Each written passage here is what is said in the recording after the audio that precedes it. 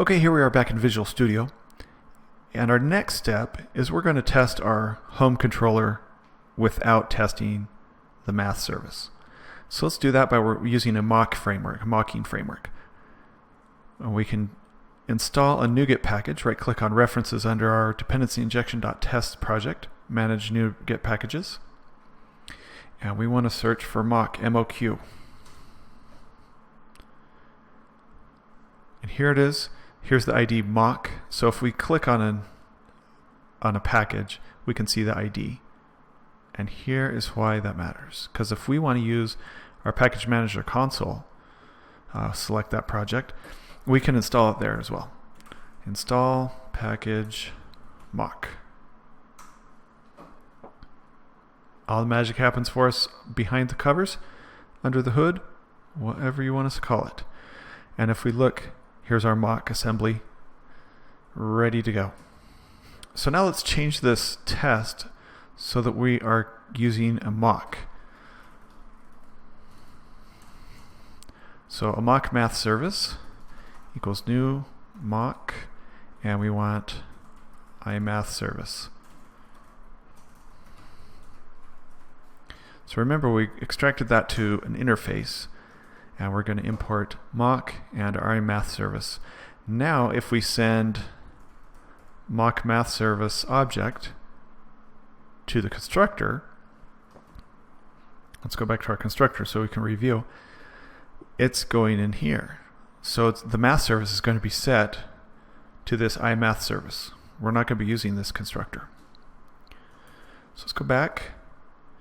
Now all we need to do is we need to initialize what we expect our math service to return.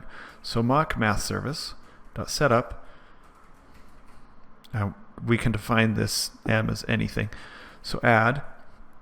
Now here's something that's kind of interesting. We can do 3 and 4 and returns 7 because that's really what it's supposed to be. Or we can do it is any, and we know it's a decimal.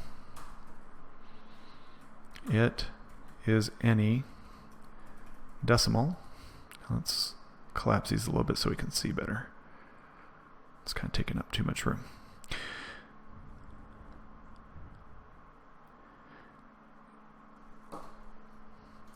So what this is saying is any input, any decimal input that comes into the add method, it's going to always return 7. All right. So if we have 33 and 4, this test should still pass. And it does. Okay, so I know what you're saying. 33 plus 4 does not equal 7. But you know what? We don't care. Mind blown. I know. So here's why that works. Let's go back to the database example. Let's say that this is a repository that's getting a person record. We don't really care if the first person in that list is John Humphreys or George Washington or whatever. It doesn't matter. What we're saying is when it passes in something, we want 7 back. We could have specific values in here, and that makes sense when we are filtering and things like that on a list. But for this example, we could just put it is any for both parameters and then return a hard-coded value. Because what we're testing is not the function, not the mathematics. We're testing this index method. We are testing that it calls the add method and then it calls it with 2 parameters. So we could, in fact, do that with our math model. There's really no value in doing that right here for this example. But we could if we wanted. And we could do concrete values and make sure that the values are the same and they do add up to whatever. But suffice it to say, this works just as well because we're unit testing the controller, not the math service. Okay, so we've got that taken care of. Let's go back to our controller. Let's delete this default constructor. Now it complains about that. It doesn't like not having a parameterless constructor. So let's fix it. Let's implement ninject. So right click on dependency injection, manage NuGet packages. This time we'll use the UI. We'll do ninject.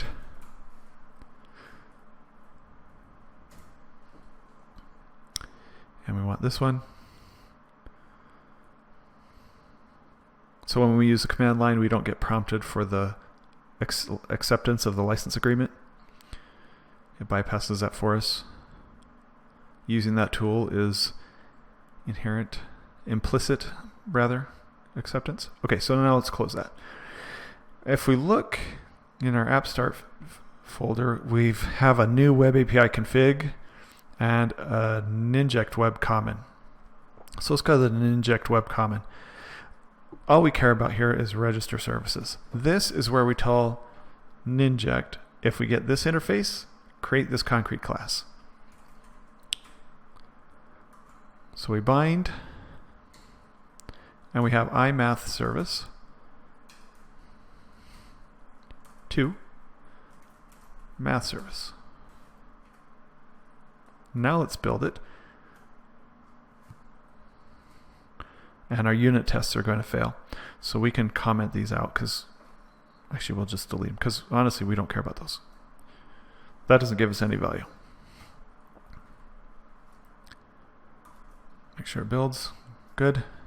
And then let's run it. Okay, let's try 44 and 33, see if we get 77. We do. Okay, so that's all it took. It took one line of code here, add an inject, and it took extracting our external dependencies to an interface. That's pretty easy, pretty powerful. Okay, so now we're going to want to add a web API controller in our next video. And there we're going to call that same service, and we're going to see how we set that up for web API.